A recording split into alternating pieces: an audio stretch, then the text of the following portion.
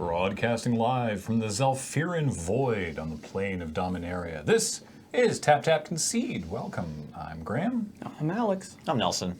And today we are inserting ourselves neatly between episodes 2 and 3 of everyone going back to their nostalgia picks. We're sorry it's taking so long. Turns out there's a lot of sets. Turns out. Just telling you which cards we picked seems kind of pointless if we're not going to wax on why we picked them, right? Yeah, just sort of rapid firing a list you could get done. Do you in want? half an hour. Yeah. Do you want to just share the spreadsheet next time? World, let us know if you just want us to share the spreadsheet. So we could do that. Just like let it out. welcome to Tap Tap Concede. We've linked you all a spreadsheet. Goodbye. Goodbye. Yeah. Today we will get back to the third and final episode of that next week, but we wanted to just sort of jump in with a sort of a multi-topic news update because there was much to discuss. Yeah. Which we will do. But first, a reminder that Tap Tap Concede is brought to you by CardKingdom.com. Check out CardKingdom.com/LRR for all of your Card Kingdom needs. They'll ship sealed product anywhere in the U.S., singles anywhere in the world, and very, very quickly. Oh, and right now, our button, if you tell them Loading Ready Run sent me a button, please, says, deck, please. It's very small text, just deck, please. And also, this show and everything we do is brought to you by you and your kind support of our Patreon at patreon.com/LoadingReadyRun. Well, since you guys have been off Crack-A-Packs for a couple weeks, let's, I know, right? Let's crack ourselves a pack. Go for it, Alex. What you got? 4. I was just thinking you could order a deck from Card Kingdom, say please, and then they could send you back the deck and the button that says deck please. This is a pack of Dragons of Tarkir from The real Ben Feldman? at Real Ben Feldman from PAX Prime 2015. Dang! Wow. So that was like maybe the most recent set. Potentially, yeah. Come on, Coco. Oh yeah, I guess Collected Company is what we're looking for. I'm in love There's a lot of good with cards in the this set. I really Coco. like this set. I was a big fan of Dragon's Tarkir. All right, first up a good is Center Soul. 1 and a white for an instant target creature you control gains protection from the color of your choice until end of turn, and it has rebound. Namaste. All right, I'm done. Okay, cool. I did some hand gestures if you're listening. Yeah, I never saw this card be cast. It was a pretty late pick. Yeah. Pretty strong, but it's 2 mana. Yeah. So It's no God's willing. there were a lot of good tricks in this set too, I think. So if you were green-white bolster, also that was the other thing, is like if you wanted to be green-white bolster, you had to like pick a lot of creatures. So it was tough to maybe make room for this. Oh yeah, also this draft format wasn't great. There was basically 2 decks. That's true. You wanted to either be green-white or blue-black. So. Right. Carsey Sadist is 1 and a black for a 1/3 with Exploit, which was a mechanic that when this creature enters the battlefield, you may sacrifice a creature. That could be itself, it could be another creature. You may sack a creature, you don't have to. If you don't, it's a 1/3. If you do, target opponent loses 2 life and you gain 2 life. Oh, it's a May trigger? Yep. Exploits Yeah, something. the Exploit's a May. Oh, now I feel stupid. Why, did you always do it? I mean, did you only ever play exploit creatures in Judge's Tower? Oh, gee. Because then you have to, yeah. Right. The what were some of the really good? There was a bunch of good uncommons. DC's Faithfuls like still gets played in Modern, I think, yeah. And then Rakshasa Gravecaller. oh yeah, that was a crazy What is the bomb. DC's Faithful do? Is that the one that bounces? Unsummon, yeah, 0/4. Yeah, the 0/4 unsummon one was really good. It was basically just sorcery speed unsummon. Yeah. At worst, right? Yeah, Or or- just sack itself if you really desperately had to. Yeah. Bonk. Yeah. Ooh, 1 mana. Yeah. Single blue mana, 0/4 with exploit. If you exploit, you return a creature. So that's cool. But yeah, the Rakshasa Gravecaller is actually zombies.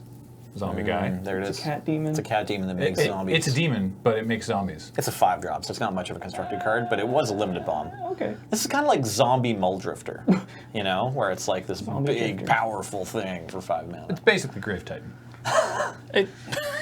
I've had people say that It's before. actually close. They're just like, yeah, this card's like Grave Titan. It's like, it's not like Grave Titan. No, it's like there's a power level where like Grave Titan is like insane bomb, and this is like just barely at the horizon of that like whoa bomb. You know what I mean? Like it's just barely a bomb. So we were talking about Pauper Highlander Okay. a while ago, and my deck is it's like green with some red ramp, and it's there are many cards in the deck that I individually refer to as this card is basically Crater Hoof. Oh, I see. Right, and anything that pumps anything, yeah. Well, like Stampeding Elk Herd. Right? Okay, It's like yeah, 5 mana, 5 trample. When it attacks, it's when it attacks. If you have Ferocious, then creatures you control get trampled. Oh, okay. It's basically Crater Hoof. Basically Crater Hoof. Yeah, exactly. Yeah. And I needed to explain, like I needed to make clear. I don't think they needed this known, but I needed to tell the people in the office when I was saying that I know I'm joking. Okay. But yeah, there was a lot of cards. Please use the provided kappa. Yeah, like Volcanic Rush. It's basically Crater Hoof. Okay. Sorry. I wish I knew what any of these cards are. Volcanic Rush is It's funny that you called out a card that's in this set, actually. Oh, yeah, wow. Yeah, there you go. Volcanic Rush is might not get in one. this set, but it's +2/+0. Your whole team gets +2/+0 and Oh, it's Trumpet Blast, okay. for 5 mana. But Trample. Also from this set. Wow, are you playing wow. a Gangs of Tarkir themed Pauper Island? Huh, interesting. I guess it is from this set. All right, well. 5 mana. Next we hit, it's basically Crater Hoof. Sabertooth Outrider is a 4/2 with Trample for 3 and a red with Formidable. Whenever it attacks, if creatures you control have a total shared power of 8 or greater, then it gets First Strike as well. First Strike and Trample is pretty good. But Didn't make the cut in your deck because it's only 4 mana. yes, it's not exactly Crater Hoof. I think this was on my short list, but it ended up not being that great. Hilarious. Champion of Arishin, 3 and a white for a 3/2 with lifelink. Sure. I like this card. Yeah, I played it a bunch. No problem. It's only at 2 seconds. Servant of the Scale. Ooh. It scales so well. It's single green mana for a 0/0, and it enters the battlefield with a +1/+1 counter on it.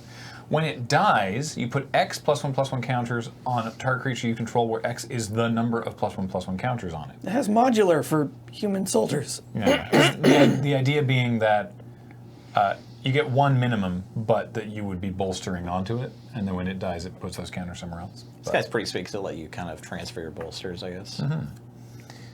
Dirger Nemesis. Durger. Dirger. 5 and a blue for a 6/5 defender with Megamorph. Right, this mechanic. So Megamorph was like Morph, but when they turn face up, you get a +1/+1 counter on it. So play it as a 3/3. You can attack, play it for 3 as a 2/2. It can attack as a 2/2.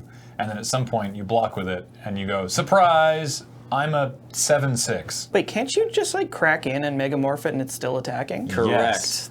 That's the tricksy part. Sneaky. The level 2. Yeah, but then it can never attack again. But maybe it doesn't need to. Maybe it doesn't need to. If they take 7. Or you could just use our next card to bounce it to your hand. Ancestral Statue is a 4 mana artifact creature. It's a 3/4. And when it enters the battlefield, return a non-land permanent you control to its owner's hand. It's not a May. You have to. But this is one of those downsides that let you sort of do fun stuff. Yeah, maybe any spell-like abilities or whatever on your permanents, then of course Skyfisher's always good. There was some number of ETBs, yeah. well, there's also like enchantment removal. Oh, okay, yeah. See if they not literal pacifism, Yeah, yeah. but if they pacify one of your There was creatures. something like pacifism in the set for sure. Yeah.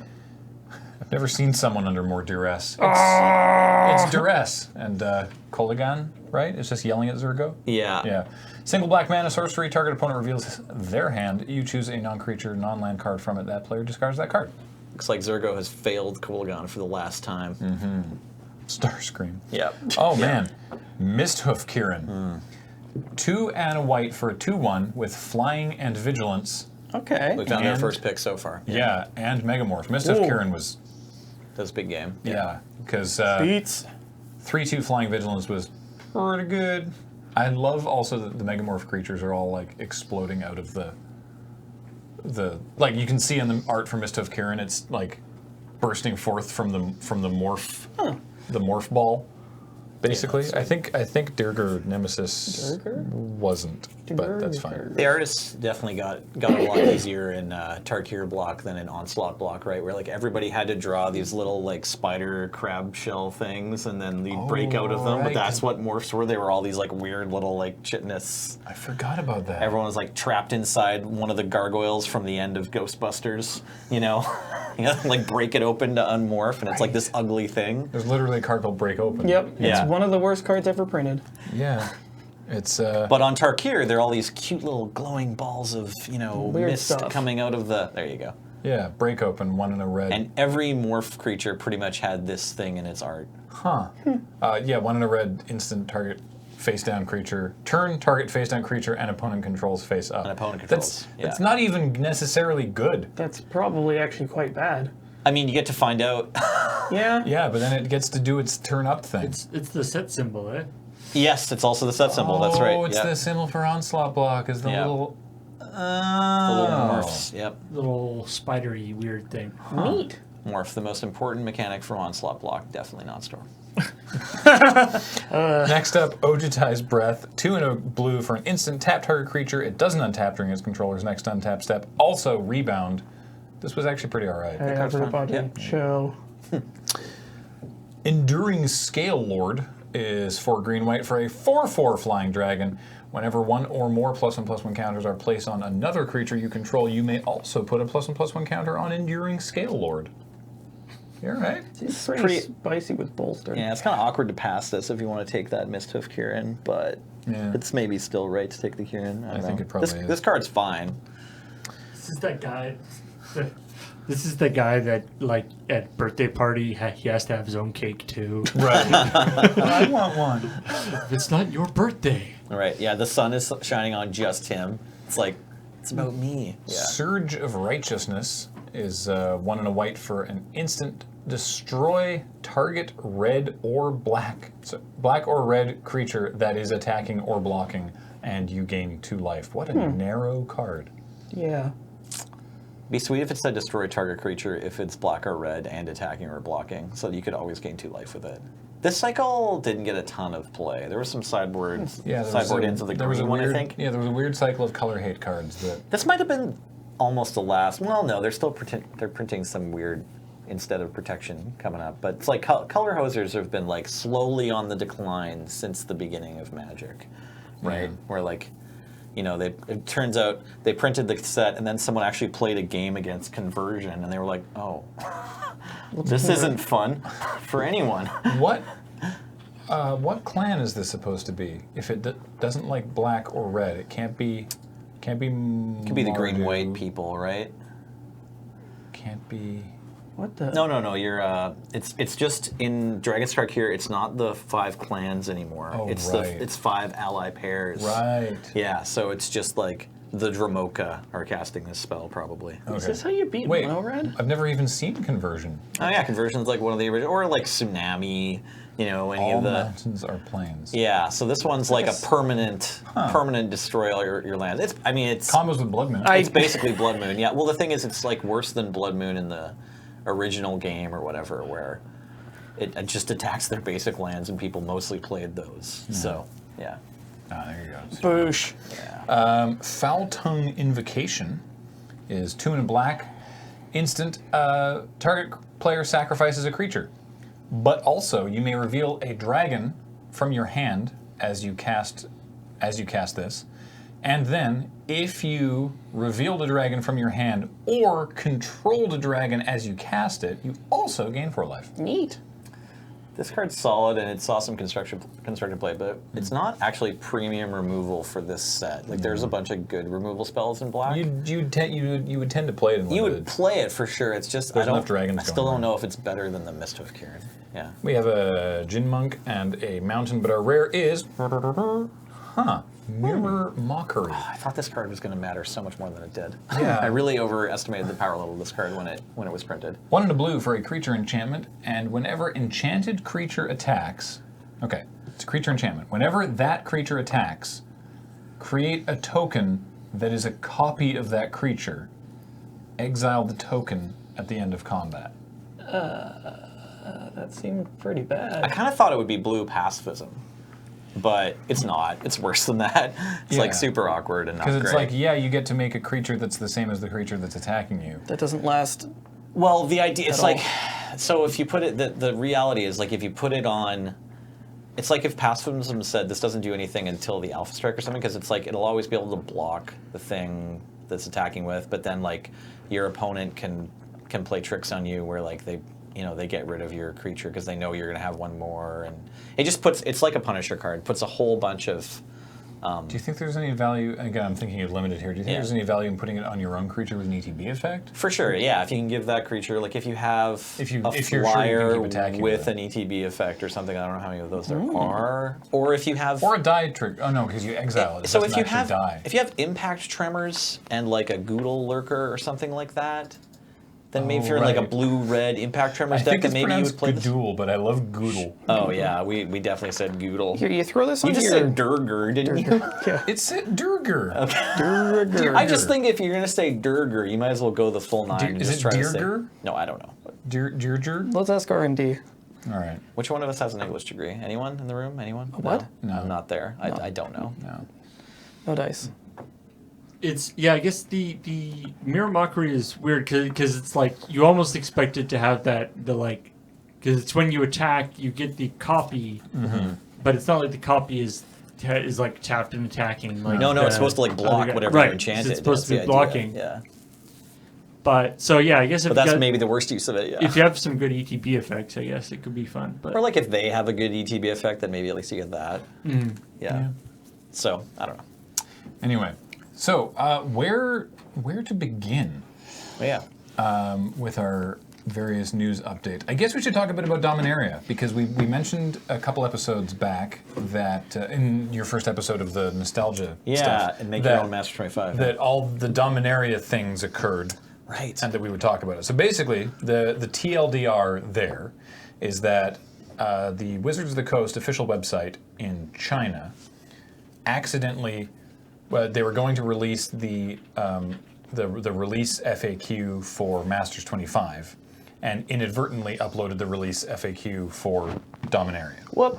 thereby leaking a huge number of the cards. Not all of them. Yeah, I was gonna say the release notes. It's not actually the whole set. Sorry, yeah, the release right? notes, yeah. Yeah. So It's most of the set though. yeah, but there's still some splashy cards that haven't actually been spoiled. So, particularly because it was their fault, Wizards I think did a great job in responding to it. Yeah. And that they basically said, look, this happened. We did this. We can't. There's no sense in pretending it didn't happen. So we're just gonna go full bore with it. Here's the release notes in proper English so that you can stop trying to And I translate. think every other language. the right? Google Yeah. Translates of the leak were pretty dire. Yeah. And people are gonna post those obviously and talk about them and try to talk about these cards that they're reading wrong. Right, And then for a while. and then they said, and we'll just start revealing everything on Monday. And the general consensus from people was actually like, we don't have the art and stuff. We don't know rarities and things. You guys can actually, you can pump the brakes a little bit if you want, Wizards. And so they actually were like, oh, okay, well, in that case, we'll give it another week, and then we'll do maybe a little more of a somewhere between our initial blitz everything out plan and a traditional spoiler season. So which was what people wanted, because people are like, I like the spoiler season too. I like being surprised and learning things slowly over time. And so I didn't read those release notes. I haven't read them either. I didn't read them. Yeah, I No. mean, I could have. I'm curious, but I know very it's little of just- what's in the set. It's so much more fun to have the set actually revealed. Like I read I poured over the big Guillaume leak of the new Phyrexia God book, but it's like since then I think like that was like a really important leak, and if you can see all the cards, I don't think it's not, you can't kind of resist, right? Like if it was all up on Mythic Spoiler or whatever, like as soon as the card image gallery is there, I'm gonna look, but. Yeah, this one, it was kind of a neat one, and I think we learned a lot about how we like to have stuff spoiled. See, I'm a curious George, and as soon as information becomes available, I want to just like Sure, yeah. chow on so it. did you read? Yeah, did you? I'm very greedy. Did you go So through the without release notes, or- specifics, how's the set look? Pretty sweet. Nice. Pretty actually banging. Yeah, we mentioned we're I said at the top of the show broadcasting from the Zelfirin Void, which is a colorless land, enters untapped, taps for one colorless, and you scry one. That seems alright. I think it's a good card. Yeah, I think cool. it's a decent effect to round out your draft deck if you can afford the colorless sources. So Yeah. and then maybe in Eldrazi decks or something, like they might want to play this a bit. just to clarify, we're only going to talk about the officially spoiled cards. Yeah, I think so. Sure, I think we'll sort of honor the intent of what Watsy's trying to do here with spoiler Okay, season, because I also really like. I mean, Yeah, again, there's I a haven't couple read the I'm release notes. real stoked about. Sweet. And I'll You'll wait. I'll bite Okay. my tongue. Yeah. But a couple did get released. Yes. They've let us know about the historic and legendary themes, right? So there's some interesting stuff going on there. Legendary sorceries. Yeah, so there's a sub-theme of legendary creatures, and there's a bunch of legendary creatures. And then there's legendary sorceries. One that was spoiled was Urza's Ruinous Blast. Ruinous Blast. And so the way the legendary sorcery works is it's not like you can only have one copy in the deck or something. You can only cast it if you control a legendary creature or planeswalker, which are also legendary. So legendary cards also now have this new border treatment with like a sort of a page torn out of a book. Is like that a- what that is? it's- Or no? some sort of mantle. Oh, okay, yeah. At the A crown, if you will. on the title line, yeah. Or So there's- Kamigawa-esque banner. Yeah, so it sort of like makes them really pop is like, oh, right, this is a legendary thing, which is just a good sort of like visual note. There, as an aside, if you haven't watched, there's a YouTube channel called The Magic Man Sam, who's longtime supporter of ours. He does great work, and there's a 25-minute video he did on the Magic card frame. Oh, wow. And I was like, 25 minutes on the card frame. Interesting. It's terrific. It's a great video, and it's funny because you would be surprised at how many different card frames there have been over the years, and part of his thesis is that every time there's a change, people always respond with, "This doesn't look like a Magic card." Oh, okay, yeah, sure. And so anyway, go watch that video. Also, I'm in favor of this change of like the legendary permanents or legendary spells now have this. So that's the legendary sub theme, and then there's historic, which is the Sarah. There's a bird that was spoiled. It's like Sarah something or other, and it's like it gets there. We go. Sarah Disciple. It's a 1/1 for 1 and a white with flying and first strike. Sure, nice. And whenever you cast a historic spell, which is lowercase h, historic spell, Sarah Disciple gets +1/+1 until end of turn. So what counts as historic? Legendary spells. So the legendary sorceries we were talking about, legendary creatures. And planeswalkers? Yep, and planeswalkers because they're also legendary. Any artifact. There's quite a few of those. There's a lot of artifacts because the notion of an artifact is, it's a piece of history. It's an artifact. And also, sagas. And what's a saga? So here's a new enchantment subtype called the saga. And it's sort of like, it's a story. It's you're having a story retold. Whoa, what's happening with this art? A Dominaria, yeah. So it's visually, if you're not watching, visually, there's text down the left side of the card and a vertical art on the right side of the card. And so here's an example of one: the Flame of Keld, 1 and a red enchantment saga. You just put it into play and it sits there. Every saga has 3 acts, by the way. So when you play it, you put a counter on chapter 1 and. Chapter 1's effect happens, and then on your next next turn after your draw step, you move it to number 2. Number 2 happens, and you move it to number 3. Number 3 happens, then you sacrifice it. Is there a reason it doesn't trigger on your upkeep? Yes, because there's at least one of them that adds mana. Huh. They want to let you use that. They wanted to mana, let I you guess. use the mana in your main phase rather than. I see. Yeah. So Flame of Keld, for example, you play it 1 and a red. You put a counter on the first act, first chapter, whatever. Discard your hand. Huh. Then you untap, upkeep, draw, move the thing, and then you draw 2 cards.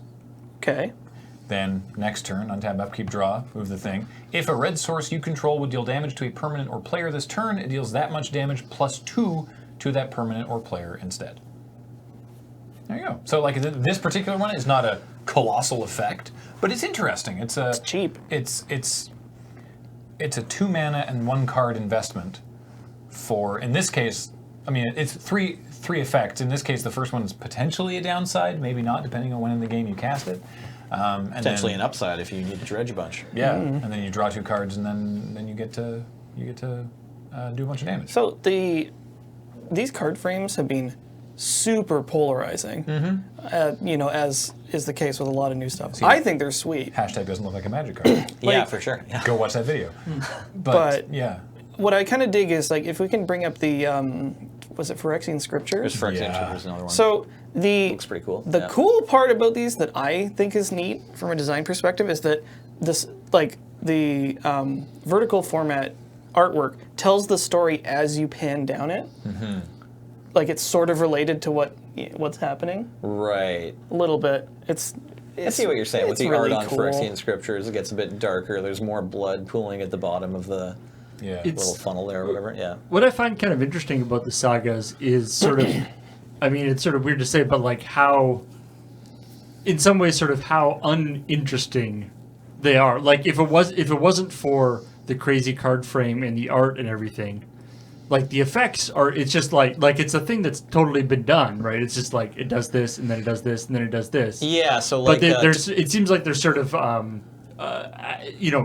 really emphasizing it to sort of make them sort of feel special. But in a lot of ways, they're not sort of complicated from a rules perspective No, or it's anything. pretty Like they're very Yeah. straightforward. they're kind of like level up creatures or demonic pact is kind of Yeah, I was- demonic I was- pact I was is thinking of demonic also pact. kind That of was already a interesting. saga. Don't have to invest any mana. Yeah. Yeah, Yeah, and, that's but true. and Yeah. like the interesting thing with like the Flame of Keld is that, like if you, the last thing, like if something happens, like you could miss it. Right. Yeah. You can sort of miss the double damage train that's leaving the station. I kind of dig if this. somebody messes up your game plan. So from this, it's like like a steel cutout with fire behind it. Yeah. The top looks like a city burning down. Discard your hand. Yeah. The Oh, middle okay. graphic is a dude obtaining the fire of draw two cards. yeah. And then at the end, there's just a big friggin' party. It's great. Right. People are going ham. Just quickly, I want to just read out what Phyrexian Scriptures does. This one's a mythic saga. It's 2 black. Enters the battlefield. Chapter 1. Put a +1/+1 counter on up to 1 target creature. That creature becomes an artifact in addition to its other types. It hath become Phyrexionized. Chapter 2. Destroy all non-artifact creatures. Ooh! Everything that's not Phyrexian, get in the sea. And then- Chapter 3, exile all cards from all opponents' graveyards. No, seriously, go away forever. Flush the sea. Yeah.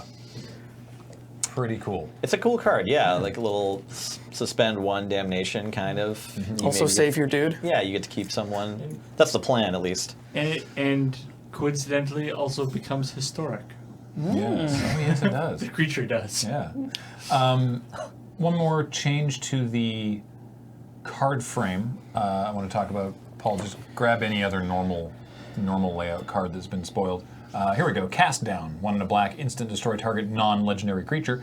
You'll notice there's a very fine, visible line now between rules text and flavor text. This first showed up, and only, in Portal, if you recall, and it was a very thick... Not a Oh, very it was fine line. It was a big. big old line, yeah. to sort of better delineate between rules text and flavor text. And they decided that they eventually, after what, like 15 years or something, 20 years, They missed it. Yeah. decided that it was a good idea to just add to the cards going forward. Much more subtle than the ones back on Portal, which I think Yeah. is great. I actually love how this looks. It's really, really fine. It doesn't distract. It doesn't overwhelm anything. And it also, because it's the same font, better delineates between reminder text, which is italicized, and flavor text, which is italicized, in the same font, which is fine, because I wouldn't want them to change the font. This is a good body font. It's readable. It's fine. And just that little thin, pale line, I think is really, really smart. Also, while we're looking at Cast Down, Nelly, Yeah. Highlander playable? Yeah, question looks, mark? this is. I'm glad you brought this one up, Paul. This one's been getting some buzz. I think people are looking forward to it for Standard. In terms of Highlander, I Isn't still this a- don't think it's going to be better of a grab than Go for the Throat.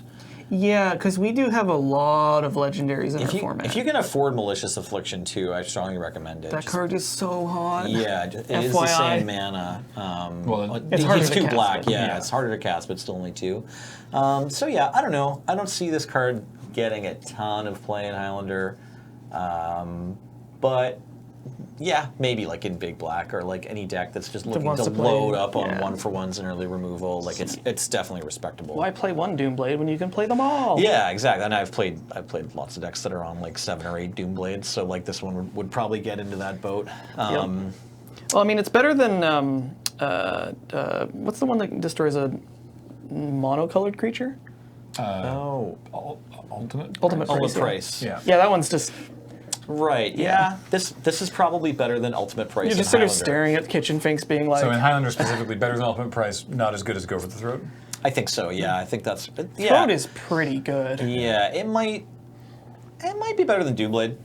Non-legendary might be better than non-black. That's a tough debate, I think. But I think it's definitely worse than Go for the Throat. At least for what the creatures look like right now. Although actually, right now, there are a lot of Platinum Empyreans running around, so maybe it's even better than Go for the Throat right now. It kind of depends what's happening in your local meta too. Liam splashing red for Madcap Experiment in his blue-black control deck. Yeah. There's a lot of Platinum Empyreans running. He's splashing for exactly that card. I very much look forward to you guys discussing this on North 100.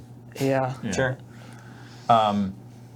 The 3 other sort of changes to, not really the appearance of the card necessarily, but there's 3 other changes to how cards are presented in terms of their templating. One of which is also a rules change, which I think is important to talk about. First of all, the mana pool is going away as a thing. Oh no, where will I swim? Which is to say that Miss you, mana pool. currently, text, for example, Land War Elves, because I believe that the new Land War Elves has been spoiled. Currently, Land War Elves says, tap, add green to your mana pool. And the new one, which you can now see on screen, now just says, tap, add green. Now, why that? Well, it looks cleaner. But apparently, for some number of new players, enough that this is like a story that I've heard multiple times. I've never actually seen it, but I've heard this multiple times. For brand new players, particularly people who've come from other card games, digital or otherwise, they think that the area where they have their lands, if creatures are on the battlefield, the lands are in the mana pool. And so when you tap a Land War Elves to add green to your mana pool, they tutor for a forest. Wait, what? Yeah, I've seen people do that. Yeah. Yeah. Huh. It's, again, very new players. There's this idea that this is the mana pool, so you add a forest to the mana pool, right? Because the forests don't say tap, add green anymore. They just have the big, for years, they've just had the big green symbol on Big green symbol on them. So the idea for going forward is now that lands and creatures and anything that makes mana will just say add green, add colorless, add whatever. And it doesn't really change the way. Rather than to the mana pool. Yes, this is absolutely doesn't change the rules in any way. Graham, It's just that. Conceptually, the mana pool still exists. Yeah. It's just they don't talk about it. I was gonna say, where will I float triple black? Okay, so yeah, when they're I'm not trying to actually go changing off? the rules on Into the realm of wind and shadows. Yeah, no, Yeah, there's no change to the rules. Similarly, no change to the rules. The templating for his and her is now they. They're replacing he or she with they and his and her with their, which is great for a variety of reasons. I don't know how to do that dabs thing, but I tried. Yeah. It's, you got to sort of get into the elbow. Anyway, Sneeze. yeah, it's like you're covering for a sneeze. No, not like you're dying. All right. Don't worry about it. So Too it's old to dab. this is You're younger than me. This is, again, not an actual functional rules change in any way. I don't know how it could be. But a variety of good... There's literally no reason to object to this. It's more inclusive, number one.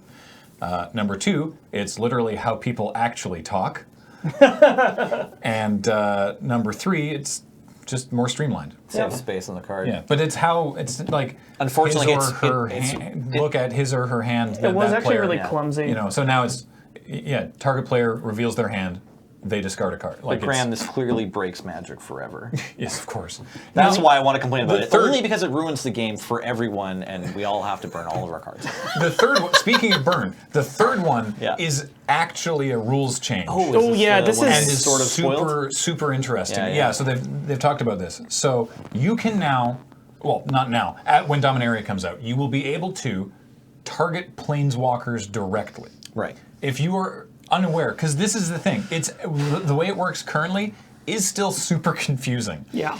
The way that you damage planeswalkers, say with a lightning bolt, is I say to Nelson, I go, lightning bolt, which can hit creatures or players. I say lightning bolt targeting you, the player, Resolves. and I am redirecting. Right, once it resolves, I am redirecting that damage to your planeswalker. So I take 3. What? Yeah, no, it's you. I target you, but I redirect it to the planeswalker. Judge. Right? It's super confusing. So people just shorthand it to say like I bolt your Elspeth, your Jace, whatever. They came out with an it's MTR weird. line where it was like you could say bolt your Elspeth, and then that was understood that that's what Okay, they were going good. to do when the spell resolved. Good. But yeah, that's the Because you don't want to get in that situation where someone in like competitive play is like bolt your Jace, and it's like, Judge, that's an illegal game action. You know. I think when Planeswalkers first came out, they were pretty sure. I think R&D was pretty sure that they were going to stick around. This was going to be an important new part of the game, and people would use them, and they'd be well liked and used, and R&D would keep making Planeswalkers. But the decision to make the red spells interact with Planeswalkers the way they do, and templating the rules the way they do, I think it's kind of a nod to just like, well, all these cards say creature player on them, and there's hundreds or thousands of those or whatever, and they've been here forever. Yeah. So let's not mess with that.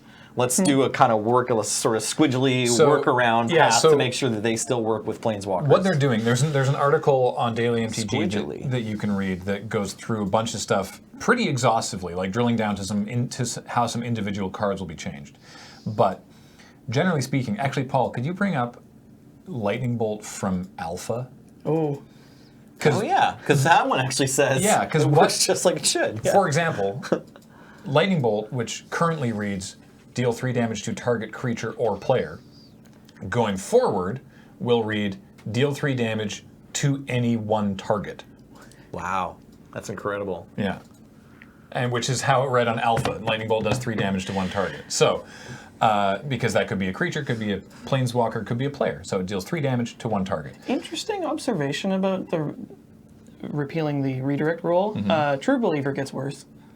True Believer, yeah. There's- Having Shroud doesn't protect your Planeswalkers anymore. There are some cards that get better. There's, I think, more cards that ostensibly get worse, but I'll get to that in just a second. So, generally speaking, and yes, there are corner cases, but as a shorthand, generally speaking, if a card says creature or player, it means creature. It means any target, creature, player, planeswalker.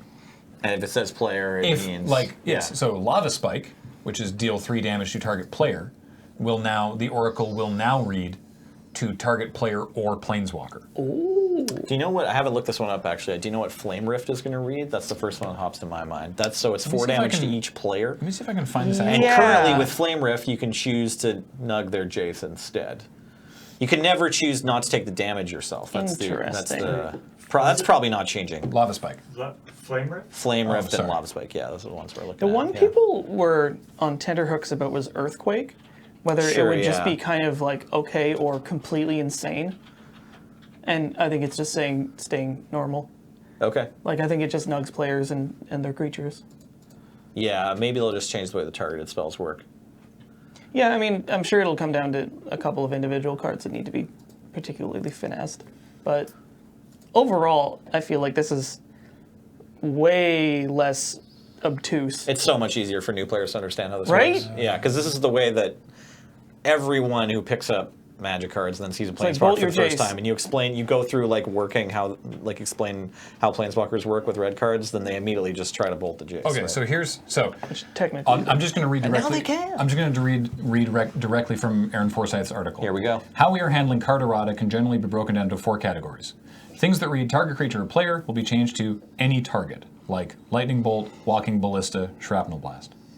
Things that read target player will be changed to target player or planeswalker, Lava Spike, Boros Charm, Kessig Malcontents, stuff like that.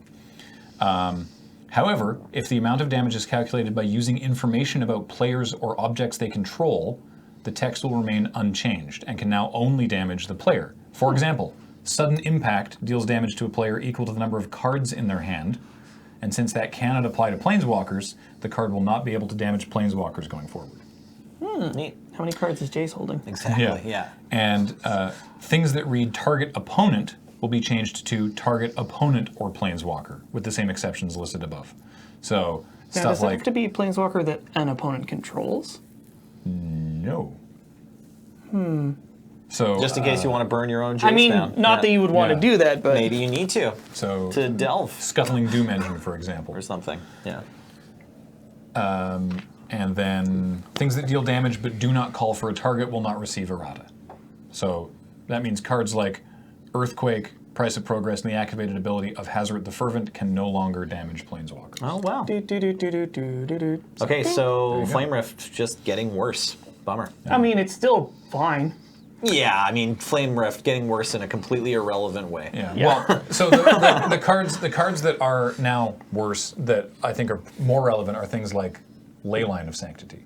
Right, yeah, Right? that's so true. it's, you know, previously if you had a Leyline and a Planeswalker, they couldn't burn the Planeswalker because they couldn't target you to redirect the damage. But now you can't be targeted, but the Planeswalker still can. That seems not Also, so bad. Leyline of Sanctity getting worse in a way that no one cares about. And actually, there was Don't tendrils me, bro. Still pumps your slippery bogle. there is actually one more templating change that I forgot about, which is this spell. Wait, what? Which is, so the current, here's an example that they give is Talara's Battalion. The current wording is, it's a 4/3 with trample that says cast Talara's Battalion only if you've cast another green spell this turn. Yeah. Going forward, it will be cast this spell only if you've.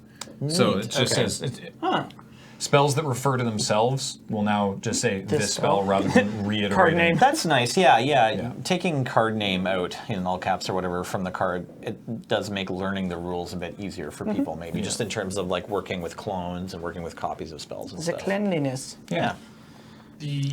I know that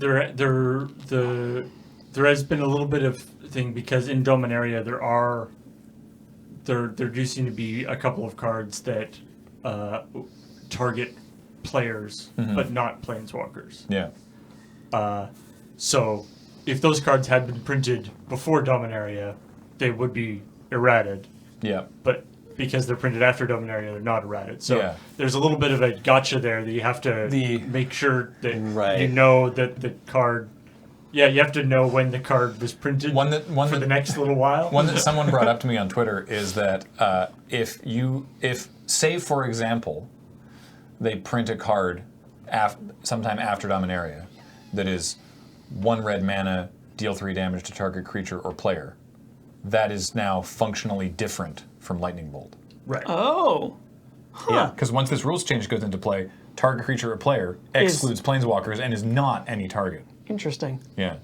So, but I assume they won't necessarily do that. That's But who probably knows? not the This is smart thing to do because it would be just like super confusing because if you look at it on a lightning Yeah. bolt, it does. Yeah. Anyway, What we're talking about is a whole bunch of feel-bad judge calls that will Yeah, very pretty possibly much. happen Yeah. depending on which cards get printed in the next couple of years. yeah, and there's some people saying specifically about the planeswalker rule, like why that like now so long after planeswalkers are coming into play, and it's Right. like every one of these changes, right? This spell, singular they. What was the first one we talked about? The bar, add, Yeah. add, whatever.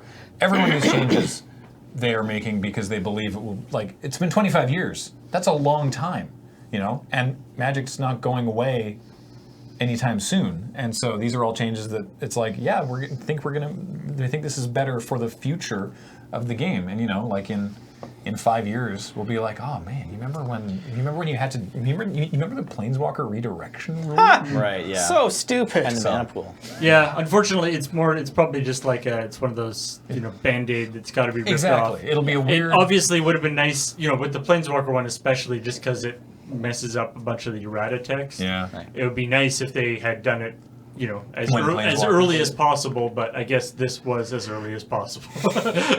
Provably so, I suppose. Yeah. So yeah, that's sort of what's up with Dominaria. We'll go deeper on the cards that are in Dominaria as more become spoiled over the coming weeks now. But Have you seen any so far? I've like? seen. Well, we got. Yeah, if you haven't checked out this week's Friday nights, go do that. I was right? going to say we got to spoil one in the Friday nights that went up on Yeet. day of recording, which was Merfolk Trickster, Give me. right? You got an episode of Friday nights up the same day you recorded it? No, I mean this day of recording this. It went up this morning. Today. Okay, good. Yeah. It's 2/2 for blue. 2/2 for blue, and at uncommon, notably, which some people are pretty excited about. And remind me what it does, Alex. It has flash, Yep. and when it enters the battlefield, tap target creature and opponent controls. It loses all abilities till end of turn. Ooh. give me this card. The That's art did confusing. come out, but Yeah. Yeah. Yeah. It's not on this one. This is powerful. Nice spoil, you guys. I should tweet it. this is actually like really good, and I'm about to build Merfolk for Highlander. You're gonna want to play this one. I think. Yup. This card looks pretty It's spicy. pretty dang good. Yeah. Right, there we go. There we are. You don't see a lot of cards that remove abilities without also power and toughness setting at the same time. That's like most of the time when they do one of those things, they do the other. So- like Snake Form or what's Is that it- one from M11? Little Cat Form. Yeah. So I guess this is like tech against Kiki, isn't it? At least for one turn. Sure. I mean, this has a lot of uses. It's tech against Platinum period. Ooh. Yeah. Oh man, it's so good. Yeah. You just If alpha you strike can them just to kill them, death. I mean, most of the time, the Platinum Empyrean player has at least one turn with shields down, and usually by the time they have the Empyrean in play, they're kind of low. I don't know which deck that's playing this card is going to reliably get them low, or really care about the fact that the Platinum Empyrean is in play. But I mean, this does a lot of things. It helps push through damage. It's a creature with flash. Like, it can randomly goozle all kinds of things mid-combat. Yeah, I mean, Okay. you can fog It creatures kills, like yeah. Go with me on this journey. It kills like voice tokens, doesn't it? Or What if you are in a blue-black deck and you attack with Death Shadow?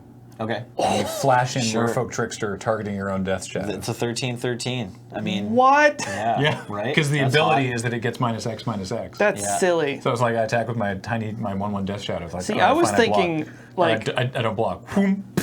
Yeah, or like maybe I mean it taps things. Oh no, sorry, it can only target creatures an opponent controls. My bad. Oh, my So combo. you can take 13 if you want. No, When why you're would I facing do Xyz that? Shadow. This lets you go for the Throat Martelage. Yeah, that's cool. Yeah. You also can use this to fog one creature. Like, I mean, that's pretty cool. If they're just like Primeval Titan, it doesn't. Yeah, it sorry. doesn't stop the Ender's Play trigger, but like if they Yeah, you can try flash to it in the beginning of combat. And So it tap doesn't. something. Yeah, it doesn't actually kill voice tokens. But I was thinking about voice tokens because another spoiler from this set is this legendary voice token, green and a white for the 0/0. Captain Cisse's descendant or something. Oh, Yeah, yeah. 0/0. Shauna. Yeah. So it kills this thing. Shauna. But it can't be. But no, it doesn't because your opponents can't target it because they built that in. That's hilarious. So Sorry. interesting. This doesn't have hexproof. I don't know what this trickster does. Yeah. Yeah, so let me just read this. It's Shauna, Cisse's Legacy, is a green-white legendary human warrior. She's a 0/0. Can't be the target of abilities your opponents As control. distinct from hexproof. Yeah, and gets +1/+1 for each creature you control. So yeah, can be the target of spells, but not abilities. Wah. Sorry, Merfolk Trickster. You don't get to kill. Shauna. Darn. Well, she walks straight past Mazavith, so Yeah. This is a cool card too. The frame looks really good on a gold bordered card. Yeah, I dig it. Right. doesn't get Caracased. Ooh.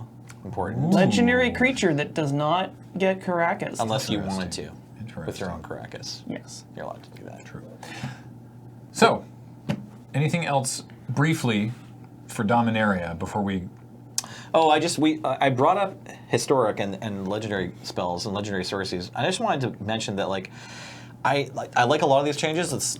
I'm really happy to be going back to the plane of Dominaria. Obviously, we've been doing a lot of nostalgia feels lately, and this is a big one. But I actually don't like the templating of legendary sorcery because legendary is already a keyword that means something. It means something that only applies to permanents, usually, right?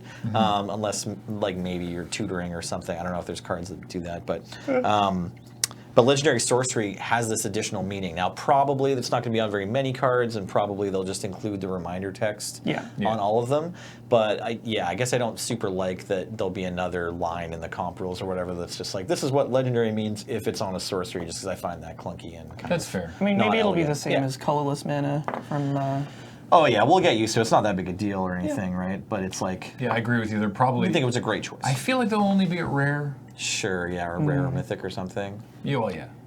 I mean, maybe they might have tossed around the idea of, do we give this only your legendary creatures can cast these spells or whatever mechanic its own name, and do we do that, or do we just put it on? Because maybe there'll be cards that care. I guess there's cards that care if you cast a legendary spell and they wanted them to work well with that together. So, fair enough.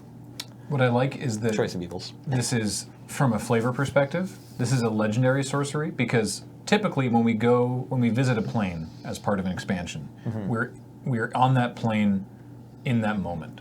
You know, Right. and all the creatures and spells that we're casting and dealing with are things that are happening now when we are there. Yeah. Whereas this, Urza's Ruinous Blast, the detonation that caused Ice Age, is not. Urza's gone, right? This is a history, right? It's historic. It's legendary. It's Right. from the past, which I think is really, from a flavor perspective, I love it. Cool. Yeah. But I totally see what you're saying. Yeah, it's like the other thing they could have maybe done, they probably would have had to take the set in the exact opposite direction from trying to make the game easier and more approachable to new players. It's just like if they're just like, okay, we've got legendary sorceries and legendary instants now. So if there's already one on the stack, you have to choose one of the 2 legendary instants of the same name that you own and like exile one from the stack, right? Is there But either legendary- player can put a Ruinous Blast on the stack at the same time, given that they quicken first. No. Have they spoiled a legendary instant? I don't even think they Yeah? said they're going to. I don't think so. Okay. I don't know if they're I going hope to. I hope they won't. Yeah. So. Maybe later.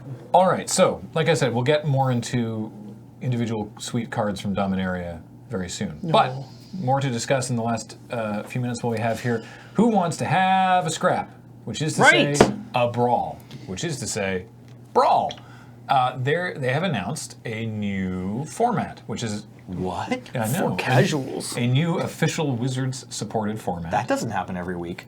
No, it doesn't actually. Or to be even fair. year. Yeah. Yeah. So this format is called Brawl, and it is. I think it sounds pretty cool. Sounds mean, pretty fun. Yeah. It's sawed off EDH. Sort of, yeah. Yeah. So it's what it is 1v1 or multiplayer. They recommend multiplayer, but it's not like Commander where You have to. it's really should be multiplayer. So Brawl can be 1v1. 30 life, so literally halfway between normal constructed and Commander. And you have a 60 card singleton deck with a Commander. And which cards can I put in this deck? Oh yes. Any cards from all of Magic? And it is a rotating format. Any card legal in Standard is legal in Brawl. Right, so it's standard Commander. Standard Commander, 60 card deck because it's a smaller card pool. Still need to have a legendary. So this also obliges them to print more legendary creatures. Well, it turns out I think they've been already kind of printing them at a kind of rate that gives you a lot of options. Like I think there's 50 plus right now. That In you Standard? Can, I think so. Holy moly. I thought it was some large number. I read some tweet about it. Yeah, I'm not sure exactly. Certainly when Dominaria comes out. Paul, can you see how Right. many legendary creatures are in Standard right now? Oh, or Planeswalkers. Right. Right, we didn't mention that. That's a good point. All the legendary Planeswalkers can be your commander. for this one. In Brawl, a Planeswalker can be your commander. Yeah. Yeah. So, I'll be honest. I wish this format actually didn't have a commander. Sure. I get why it does, and Standard I'm not. format, yeah. It's not like I'm not going to play it. I'm actually really excited about Brawl, but I kind of wish it was just 60 card singleton, because the color identity thing is like, eh. But that said, I think this is super cool. I think this is a great way to. The way I've seen people describe it is like, you go to a pre-release. You know, like you go to a couple pre-releases, like say I went to the pre-release for Ixalan, I go to the pre-release for Rivals of Ixalan, I open some rares that I didn't get to play, or I, just have like this cool deck. Maybe I did a couple drafts, I got this pile of draft trash lying around, and I'm just like, wait a minute, I can build a 60-card singleton deck out of this. Yeah. I think it'll obviously be cheaper to get into, because you're not gonna, because even if the same thing with Highlander, even if an individual card is expensive, you only need one of it. And yeah, I think this could be really interesting. Yeah, I think it's a really smart format to introduce I to help might people get into try it building more out. decks. We'll see. Yeah. That'd be sweet. I mean, if nothing else, I'm just sort of like, yes, good. One step closer to Highlander. Come to me. Standard Singleton was actually a format on Magic Online for a while. I don't know if it still is, probably not, but I remember playing it around the time of like Shards of Alara on Magic Online. I can remember like a Johnny Vengeance was in like everyone's deck or something. So it was like there were standard singleton tournaments. Usually though, because like the card pool's not that big, and like these tournaments had prizes, right? So people were kind of like grinding it out, trying to figure out what the best deck was, and usually it was like a 1, maybe 2 deck format. But if they wanted to, if R&D wanted to produce for standard singleton, like that format could be really cool, and like you say, like, you know, cheap and like it always promotes more different kind of games. Yeah, well, there was definitely some there was some criticism I saw of it would be like, okay, cool, so this is the next Tiny Leaders, I guess, or like this, like how will this be different from that or Frontier? And it's like, well, a very big one is that Wizards is supporting it. Right. They've created it and announced it and are supporting it. Whereas Tiny Leaders and Frontier were just community created ones that never got the critical mass of support. Whereas Brawl is like, you know, Here's the thing we're doing. We're doing this. You know, this is a way that you can play Magic. Right. By the way, this is a way you can play Magic. If this sounds terrible and awful to you, don't play it. You may, this is a way you may play Magic. It's a May trigger. It is. Yeah. Have they said whether it's actually going to be like at a tournament? I don't know. Well, it's a casual format, so I assume there will be side events at GPs. Yeah, at GPs right now, you can usually they tend to do. I think it's like kind of like one big one maybe over the weekend, but usually it's just like pods. Like you go play, like you can get in for a pod, and it's just like you and 3 other people playing Commander at a GP, and then like the winner gets something, or everybody gets something, or something like that. And it's just it's organized, but it's not necessarily like a multi-stage event, like with many rounds or whatever, and takes something. Right. You know, it'll be. That's how casual. So currently, like before Dominaria comes out, which obviously has a ton of legends in it. Before Dominaria comes out, there's 45 legendary creatures in Standard. Wow. And there's 28 Planeswalkers. Right. That's including the loser Planeswalkers. Oh, from the Planeswalker deck. Yeah, and those might They not still count. Those They might count. not be that bad in Brawl, man. Like you No. put together a Tezzeret Master of Metal Brawl deck. That sounds fun. Yeah. And like he's like very powerful. No, I'm excited for this format. Yeah. We're definitely going to stream it for sure. Yeah, But looking forward I'm to excited that. to actually just play it. Cool. So, Yeah, Tezzeret watch out for this guy, man. Master of Metal. 4, just real quick, 4 blue black, 5 loyalty Planeswalker, plus 1 reveal cards from the top of your library until you hit an artifact, put it into your hand, and the rest on the bottom. Sure. -3, target opponent loses life equals the number of artifacts you control. Okay. Ow. -8, gain control of all artifacts and creatures target opponent controls. What? Get 'em. Give me all your things. Wow. And you can just keep playing this guy. And you have a bunch of artifact mana, maybe, because there's some of that in Standard. Yeah. I think there's some, right? Yeah. Sorry, I haven't played Standard in a little No, it while looks here. sweet. Yeah. So yeah. Oh, and And there's 63 options, right? Right. But that's before Dominaria. that talking about Brawl actually neatly segues to the very last thing we wanted to talk about, which was MTG Arena. Right. Because it's assumed that Brawl will be a format on MTG Arena because they won't have the entire card pool for people to build Commander or Highlander or whatever, or what have you, when Arena's released. MTG Arena, still in beta, but the NDA lifted, so people can stream it. We streamed some of it yesterday. It's come a long way since the beta started. It's looking pretty cool. It looks like a modern CCG.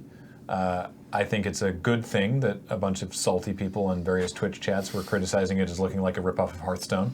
That's Hearthstone's very pretty. That's where they want to be with it, I think. Right. It was super fun. It was fast, responsive. It looks nice. I like the way that it handles interactions. Like they've actually managed to make it. They've managed to make not like duels. They've managed to make a complete Magic experience work in the kind of more casual appearing digital card game space. You can, exciting. you can if you want, lock on full control and hit spacebar to go through the stops, advance through every single priority. You can do that if you want. Or you can just be like, I know how this matchup works, and just sort of let it only bug you when you have a spell to cast, which is much more like Eternal in that regard, right? Like, right. I think it'll be sweet. So I mean, if it turns out you can just play through It's probably gonna have all the standard cards. So yeah, so what they've said, so we don't know the release window. They have not announced a release window. That's smart. But what they have shouldn't do said, that. because it's built in Unity, what they have said is that they intend to, at launch, release it for Windows and Mac, Okay. and that at launch it will have standard, it will have all the cards from standard in, and also it will have draft. Cool.